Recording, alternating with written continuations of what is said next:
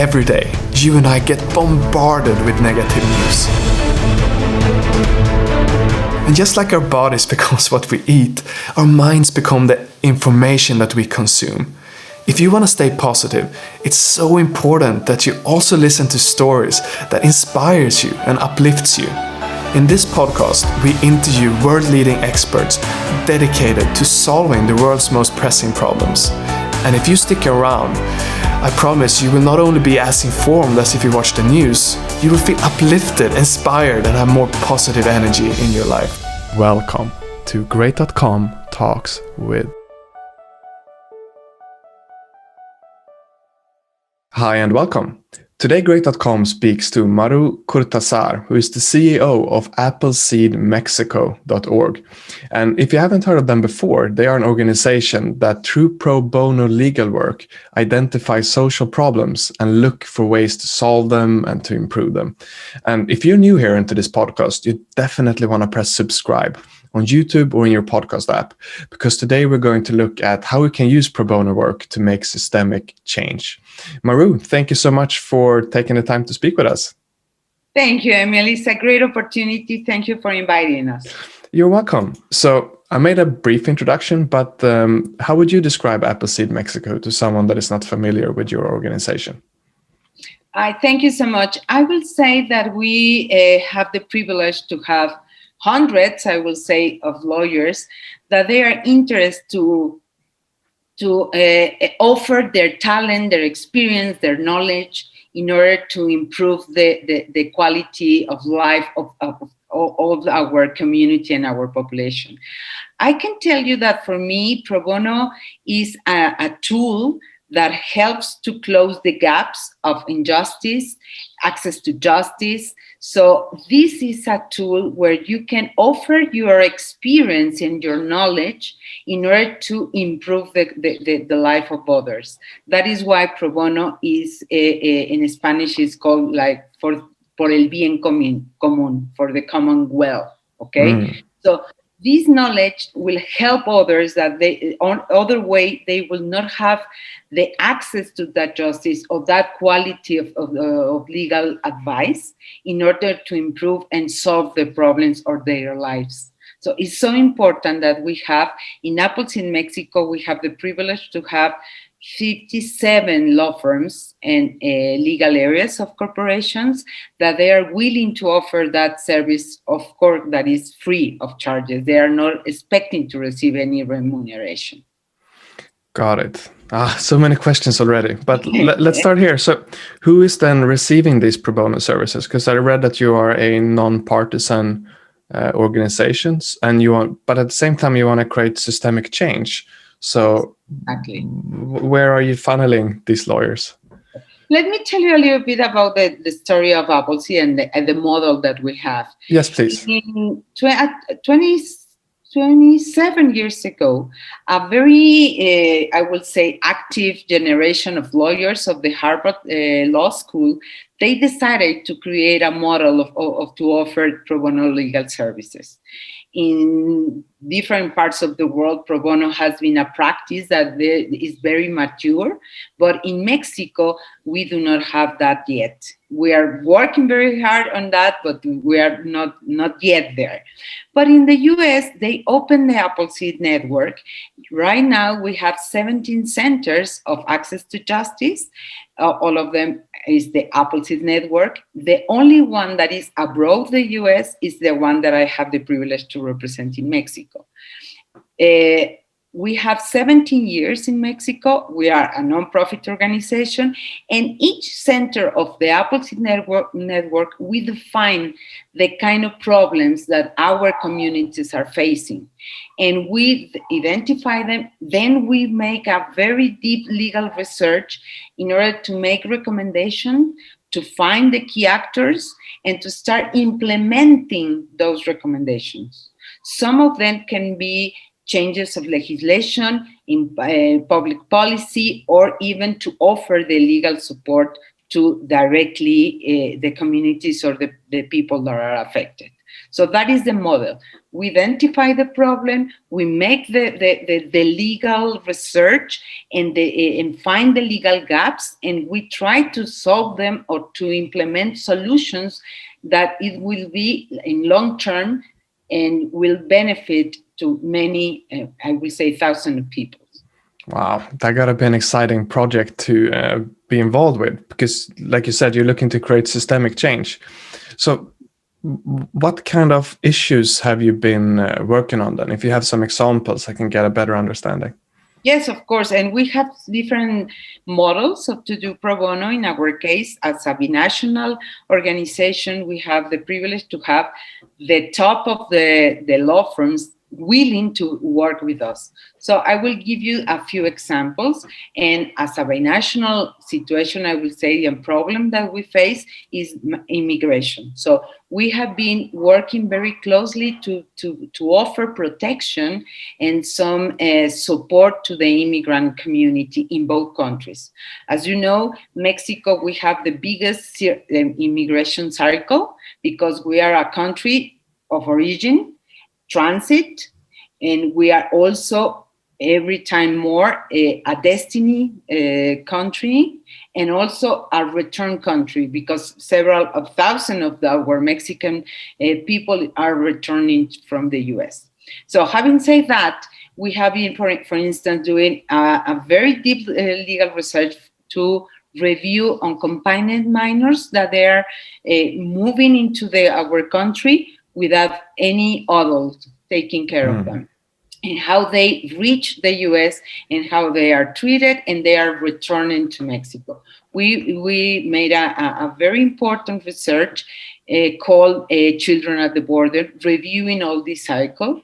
And we have the privilege to have an award from UNICEF Mexico as the best investigation. Oh, nice. And on that investigation, we provide recommendation to the US government and to the Mexican government. And this has been for years, making this research, going to the border, interviewing officials in the US, in Mexico, reviewing all the laws, all the conventions in the world in order to see what are those gaps. And we're still working on that. Another example, also as a binational pro bono project, we create a manual that is protecting assets and the child custody in face of deportation.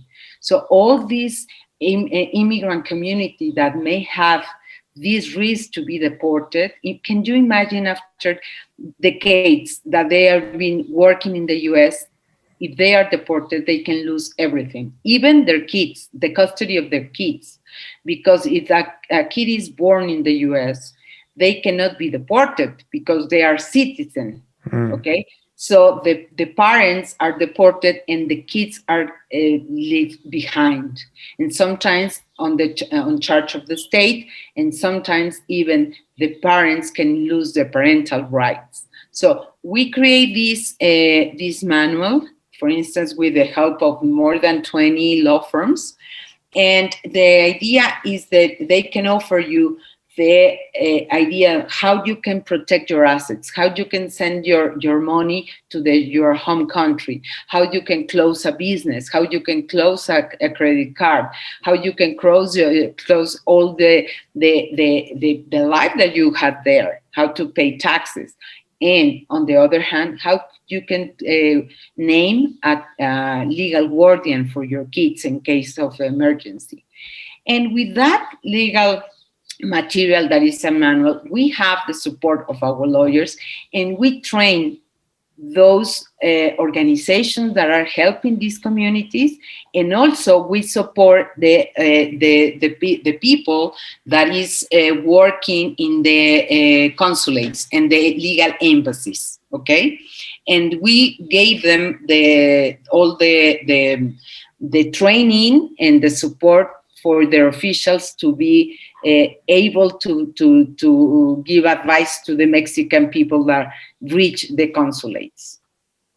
Got it.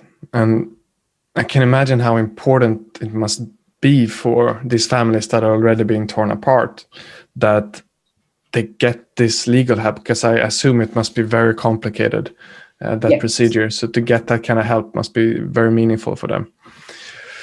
So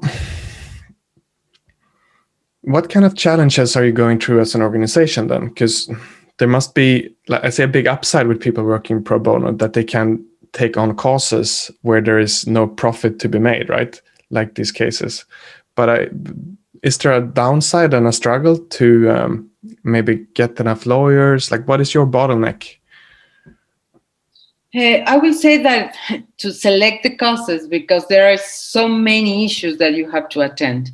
In our case in Mexico, we also, our model do not contemplate to provide pro bono service in individual cases. I mean, we do not have the infrastructure to provide support for familiar cases, penal cases, no, because there is a huge need of access to justice. Then we have created alliances with other pro bono organizations, our allies, in order that we refer those cases. So one of the challenges is the huge amount of need of pro bono services. In this case of COVID and the economic situation in Mexico, also to receive funds to keep running. And on the other hand, in Mexico, we have a very important project that is to support the CSOs, the nonprofit organizations, that they need also to receive legal advice for the legal compliance. Mexico has a legal framework very complex for the nonprofit organization. The nonprofit organizations in Mexico is very small if you compare with other countries. I can tell you, for instance, if in the US they have, I don't know, say 600 nonprofit organizations for each 100,000 people. In Mexico, we only have 35. Wow. And the problems that we face in Mexico is, of course, and in the world as worldwide with the COVID, are increasing. And we have a very small sector, social sector, and with a legal framework that is every time is more complex. And to comply with those regulations, then CSOs need to have a very close legal support. Mm-hmm.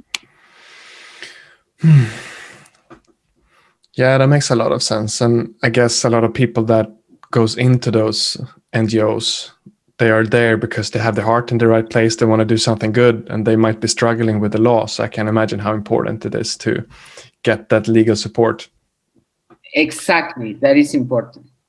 Right. So where do you hope to get as an organization in the future? What is your vision, and how do you imagine growing in the future?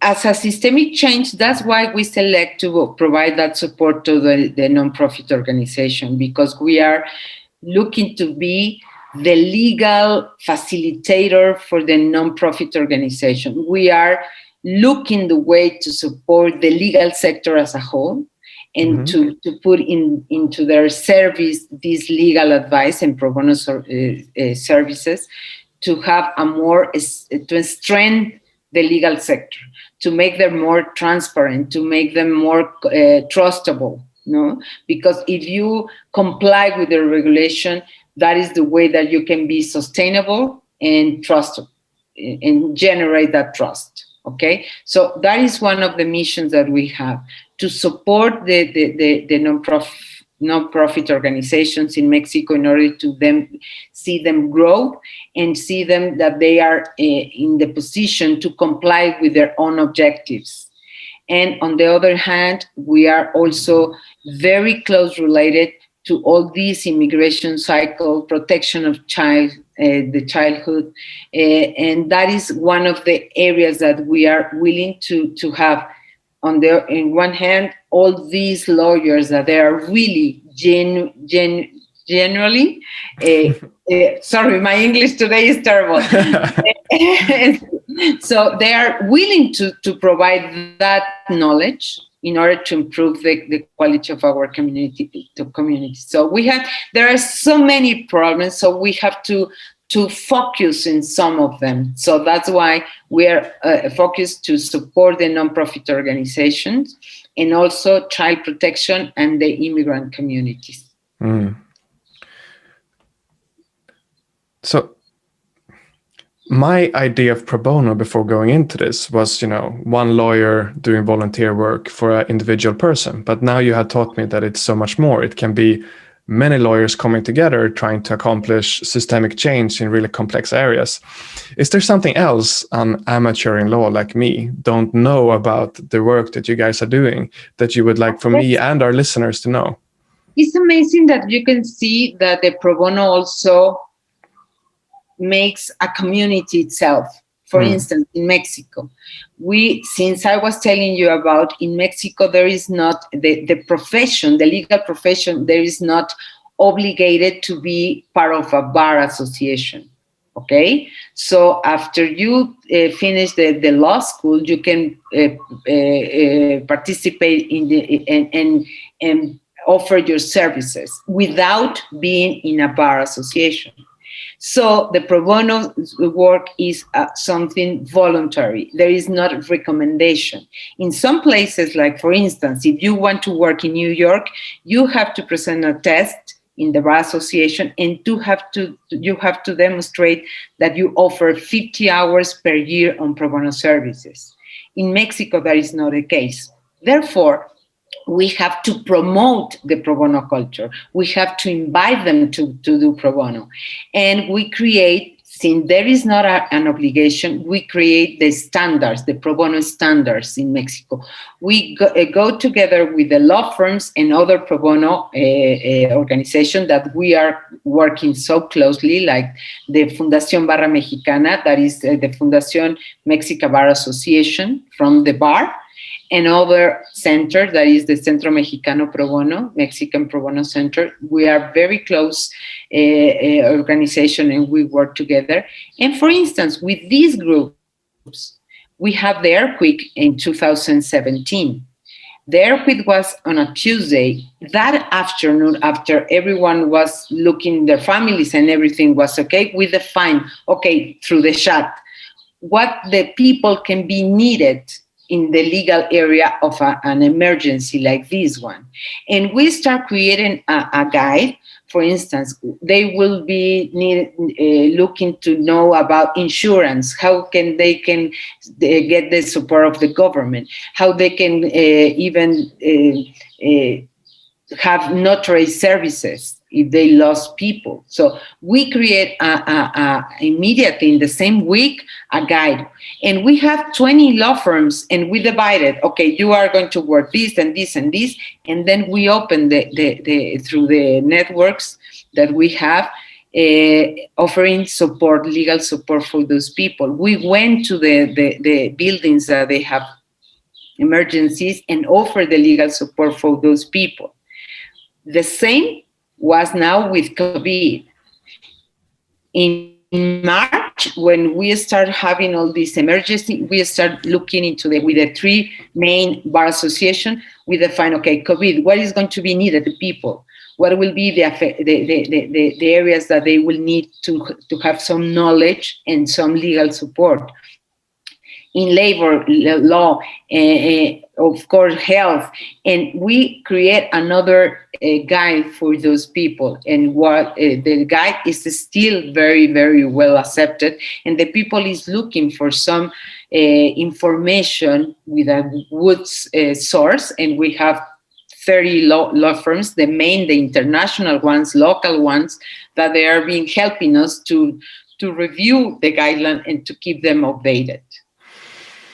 It brings me a warm feeling that an organization like yours is looking at what problem do the people have and how can lawyers come together and think of complex topics that is like far out of the reality of normal people. So that brings a warm feeling to me. And let me tell you, Emil, sorry to interrupt, in all the social problems that you can review, there is some legal area that you have to attend. In any social problem, you will find legal areas, gaps, the way that the lawyers and their knowledge can improve that situation. I can imagine. I can imagine. So we're coming up towards the end of this organization, this interview. And what can someone do that is listening to this that is not a lawyer? What can they do to help you out, take some positive action step? Oh, there are many, and we are trying to open our network. I was telling you that Appleseed Mexico right now we have 57 members, but we are looking for this legal framework that we have in Mexico that we need accountants. We have people with experience in marketing, social marketing, community managers, in order to reach people and to offer this kind of services. So that is the legal pro bono work that is very, I would say, focused and organized. We need to open it to other professions. And we are willing to have that kind of support. Got it. Well, Maru, thank you so much for taking the time to speak with Great.com today. I very much appreciate it. Thank you so much. This is a great opportunity. So thank you so much for inviting us to share a little bit about what we are doing. You're welcome. And I learned a lot of things I didn't know before about pro bono work. So thank you. And for you listening, if you enjoyed it, thank you. For you listening, if you enjoyed this episode, press subscribe on YouTube or in your podcast app, because that is showing the algorithms that this was an important conversation. So more people can learn about the importance of lawyers coming together and doing pro bono work to create systemic change. Thank you so much for listening, and we'll see you in the next episode. What is Great.com? That is the most common question that we get. And the shortest answer I can give you is that we are a company that is moving money from the online casino industry and donates it to charities that is helping the environment. The long answer, unfortunately, I don't have time to tell you today. But if you're curious, definitely Google what is Great.com to learn more.